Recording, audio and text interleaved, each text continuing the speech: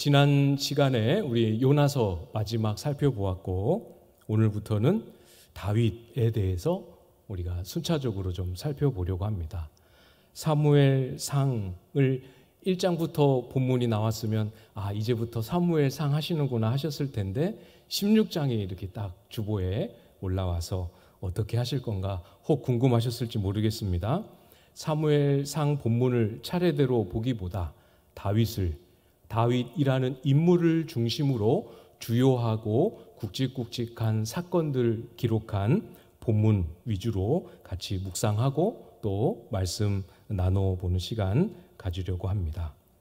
다윗이 어떤 사람이었는지, 우리가 다윗에게 무엇을 배울 수 있을지 많은 고민과 묵상의 여지가 있지만, 우리가 앞으로 살펴볼 주제는 그런 다윗으로부터의 배울 점을 초점으로 두기보다는 다윗을 통해 하나님이 우리에게 어떤 메시지를 주고 계시는가, 이 부분을 초점을 두어서 생각해 보려고 합니다.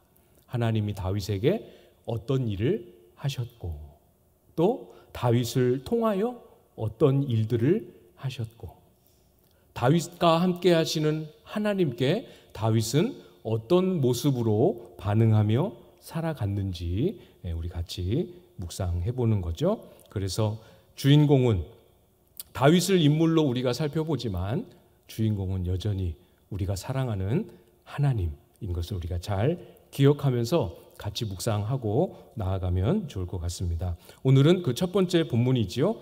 다윗이 처음 등장하는 사건을 기록한 본문입니다. 오늘 설교 제목이 기름 부음 받은 다윗이지요. 기름 부음을 받았습니다. 스스로 왕이 될 꿈과 비전을 가지고 어려서부터 그 비전을 위해서 준비하고 노력해서 그 목표를 성취한 다윗이 아니고, 어느 날 하나님의 택하심과 부르심을 통해 기름 부음을 받은 다윗입니다. 그렇기 때문에 다윗은 오늘 본문에서도 앞으로 살펴볼 본문들에서도 아주 평범한, 우리의 생각과 우리가 막연하게 생각했던 것과 달리 아주 지극히 평범한 인물로 등장하고 있지요. 다윗이 등장하는 그 배경과 관련된 본문들 차차히 살펴볼 텐데요. 먼저 6절을 보시면, 그들이 오매 사무엘이 엘리압을 보고 마음에 이르기를 여호와의 기름 부으실 자가 과연 주님 앞에 있도다 하였더니, 하나님의 명령을 따라서 사무엘은 사울 뒤를 이어서 다시 하나님의 왕이 될 사람을 찾아 기름을 붓도록 가고 있습니다. 사무엘은 이새의 집으로 갔지요. 하나님의 명령을 따라 이새의 아들들을 불렀습니다. 그 첫 번째로 등장한 아들이 엘리압이지요. 엘리압을 사무엘이 보았습니다. 앞으로 걸어오는 모습부터 해서 사무엘 앞에 이렇게 서는 모습까지 지켜보았습니다. 그때 사무엘의 반응이 무엇이라고 기록하고 있습니까? 여호와의 기름 부으실 자가 과연 주님 앞에 있도다. 엘리압은 평범한 인물이 아니었습니다. 우리가 동네에서 오며 가며 흔하게 볼 수 있는 그런 인상, 흔하게 볼 수 있는 그런 외모의 인물이 아니었어요. 선지자였지만 사무엘의 마음에 하나님께 여쭙지 않아도 굳이 여쭤볼 필요를 느끼지 못할 만큼 의심의 여지 없이 이 사람이 과연 하나님께서 다음 왕으로 기름 부으실, 하나님이 예비해 놓으신 왕 맞겠구나 하는 판단이 그냥 그 자리에서 확 이렇게 들 만큼 두드러진 용모와 인상과 외모를 가지고 있었던 사람이죠. 대화를 나눈 것이 아닙니다. 사무엘이 앉아서 엘리압을 불러놓고 소위 심층 면접을 토대로 한 후에 이런 생각을 한 것도 아닙니다. 우리가 잘 쓰는 표현이죠. 첫인상만으로 이런 마음을 먹게 된 거죠. 혹시 첫인상만으로도 하나님께서 택하시고 하나님이 불러 세우신 사람이구나 하는 이런 인상을 확실하게 심어줄 자신이 있으신 분 혹시 여기 계시는지 모르겠습니다. 그런 사람 혹시 보셨습니까? 흔하게 볼 수 있는 경우는 아닌 것 같아요. 저도 한 첫인상을 했는데 반대의 의미입니다. 반대의 의미.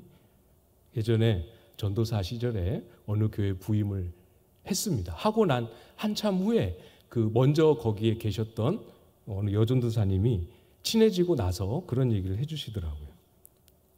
제가 그 교회에 이제 면접을 보러 이렇게 왔을 때 그분이 저를 보고 굉장히 걱정을 하셨더라는 거예요. 첫인상을 딱 보고 이분 너무 체력이 약하실 것 같아. 그래 보이나요? 그렇군요. 네. 그러면서 우리 교회가 하는 이 사역을 과연 저분이 다 체력적으로 소화해 내실 수 있을까? 저분이 우리 교회 소위 붙으실 수 있을까? 이렇게 걱정을 하셨다는 겁니다. 물론 이 대화를 나눈 맥락은 걱정했던 것과 달리 너무 잘하신다, 이걸 이야기하는 맥락이었습니다. 그래서 이제 편안하게 아무 염려 없이 잘 듣기는 했습니다만, 첫인상에서 사람들의 마음을 말하지 않고 뭘 보여주지 않아도 사람들의 마음을 이렇게 다 끌어낼 수 있는 건 흔한 일이 아니죠. 그런 점에서 엘리압은 아주 특별한 평범하지 않은 사람이었어요. 그래서 사무엘도 엘리압을 보자마자 아주 강하게 확신했던 거죠. 여러분 잘 아시지 않습니까? 사무엘은 틀렸습니다. 7절에 하나님이 사무엘에게 하신 말씀을 보면 선지자이기는 했지만 그래도 어떤 점에서 그 판단에 오류가 있었는지를 말씀해 주시죠. 그의 용모와 키를 보지 말라. 확신을 얻은 근거가 엘리압이 보여준 용모와 키에 있었습니다.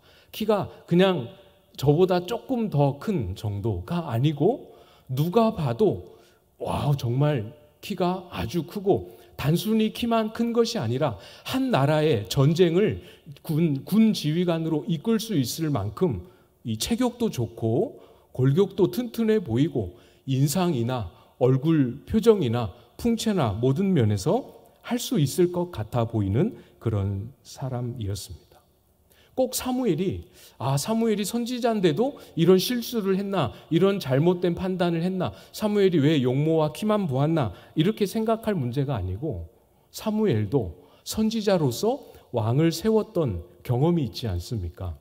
이 앞왕, 그러니까 사무엘 지금 이 시점에 현재 왕으로 다스리고 있었던 사울이 왕으로 처음 등장할 때도 비슷한 용모였던 것 같아요.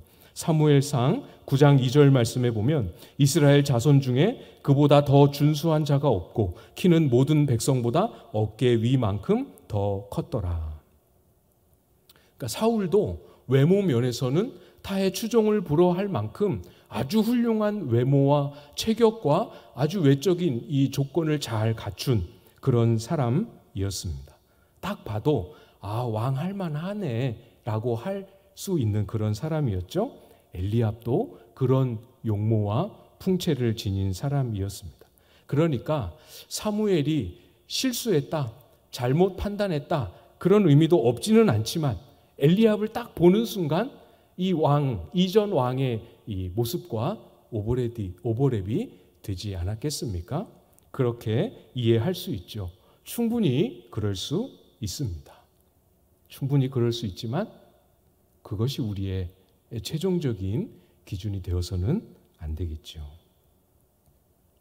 하나님은 외모를 보지 아니하시고 겉으로 드러나는 외적인 자질과 요건과 쉽게 사람의 마음을 빼앗을 수 있는 그런 모습들을 보지 아니하시고 하나님은 중심을 보십니다. 그 중심의 의미가 무엇이겠습니까? 우리는 모두 하나님께로부터 택함을 받고 부름을 받은 사람들입니다. 베드로전서 2장 9절 말씀에 보면 그러나 너희는 택하신 족속이요 왕같은 제사장들이요 거룩한 나라요 그의 소유가 된 백성이니 이는 너희를 어두운 데서 불러내어 그의 기이한 빛에 들어가게 하신 이의 아름다운 덕을 선포하게 하려 하심이라. 무엇을 위하여 부르셨다 말씀하십니까? 하나님의 아름다운 덕을 선포하는 일. 이것이 저와 여러분의 부름받은 목적입니다.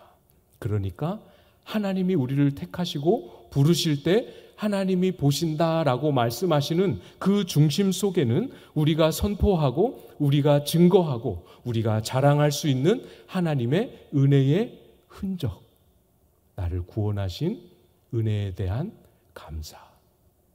아무 자격도 조건도 잘질도 없는 그런 나를 택하시고 죄와 사망에서부터 건지시기 위해 아들의 생명을 주신 그 은혜에 대한 감격. 하나님이 예수 그리스도 안에서 나를 위하여 무엇을 하셨는지를 잘 헤아리고 이해할 뿐만 아니라 예수 그리스도 안에 우리에게 약속된 일들에 대한 믿음과 소망. 이것이 바로 하나님이 저와 여러분의 중심을 보신다 할 때 그 중심 속에 담겨 있어야 할 우리의 부르심의 내용이지요. 있지 않으십니까? 이미 여러분 속에 사람마다 개개인마다 정도는 크기는 달라도 이 은혜의 흔적들, 은혜를 자랑할 수 있는 내가 가지고 있는 믿음의 내용들 여러분 속에 있지 않으십니까? 잘 기억하십시오.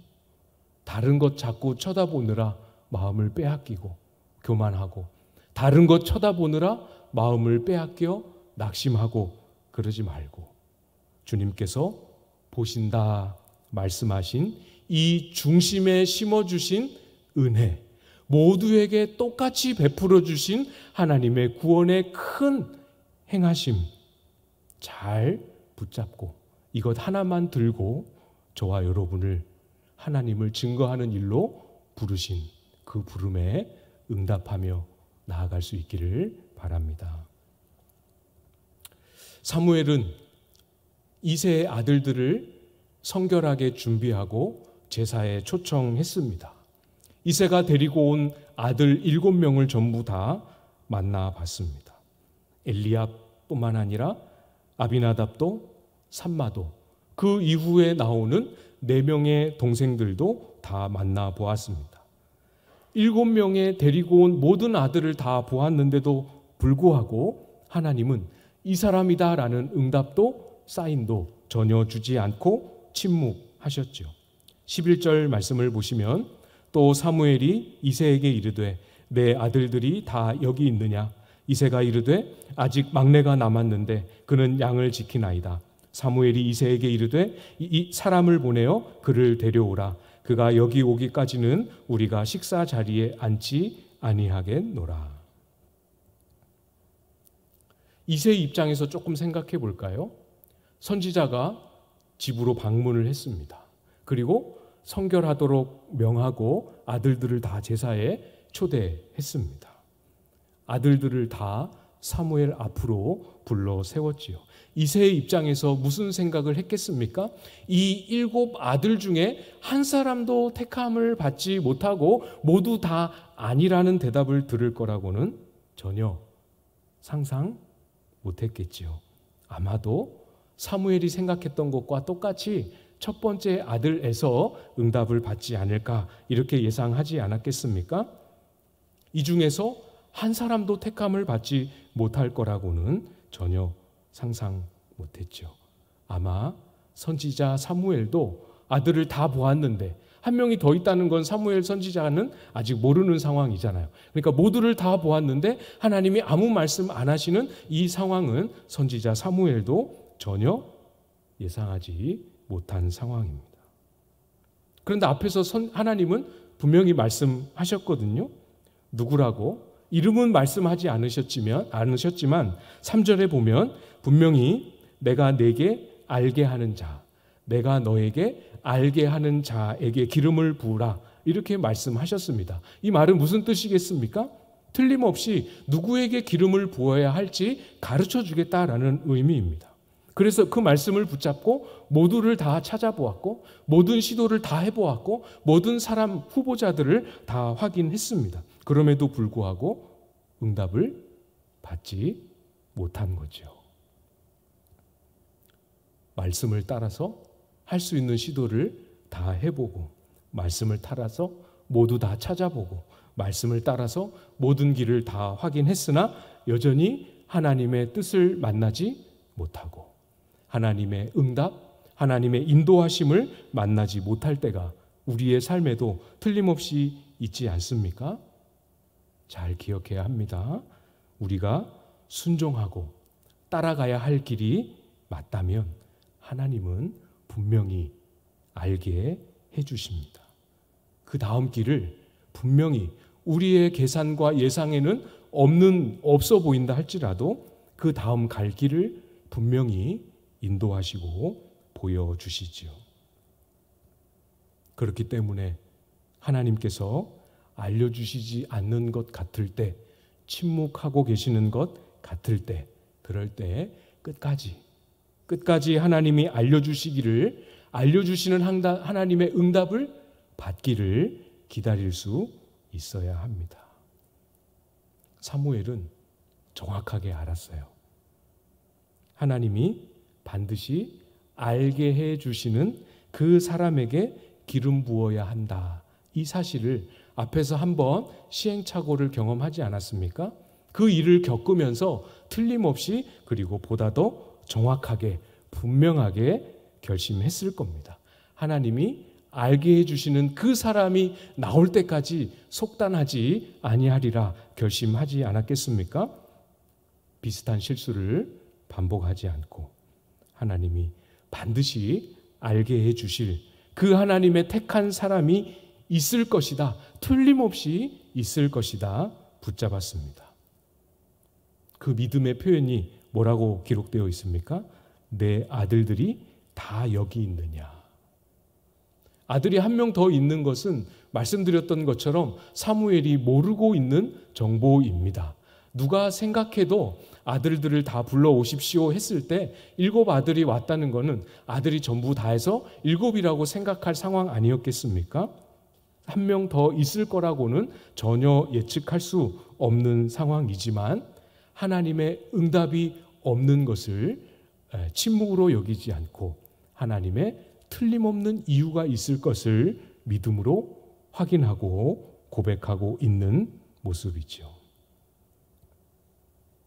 사무엘은 하나님이 응답하시지 않는 것처럼 보이는 상황에서 흔들리지 않았습니다.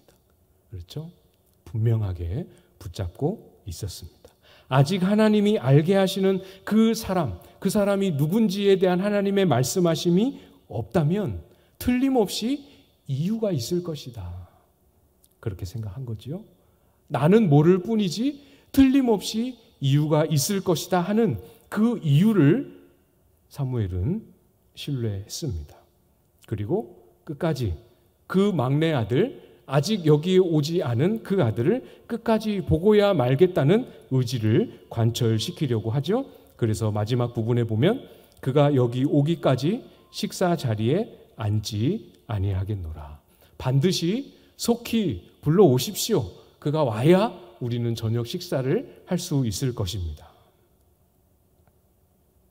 그렇게 해서 다윗을 드디어 만나게 되지 않습니까? 하나님은 약속하신 대로 틀림없이 저와 여러분을 이끄십니다. 하나님이 정하신 일은 우리의 손이 미치지 못하는 일이라 할지라도 반드시 하나님 손에 의해 이루어 주십니다.